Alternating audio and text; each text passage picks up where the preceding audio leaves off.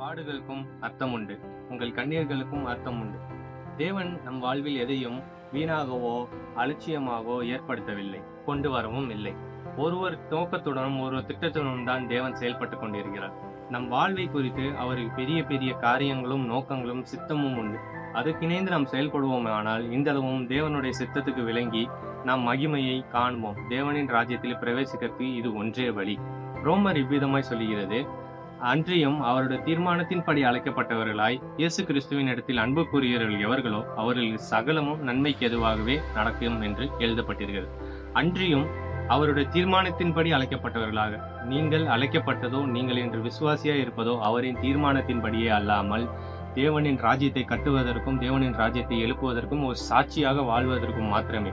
அதை நீங்கள் நிறைவேற்றுவீர்களானால் தேவனின் மகிமையை இன்றளவும் காணுவீர்கள். உங்கள் கண்ணீர்களுக்கும் உங்கள் மீறுதல்களுக்கும் உங்கள் பாடுகளுக்கும்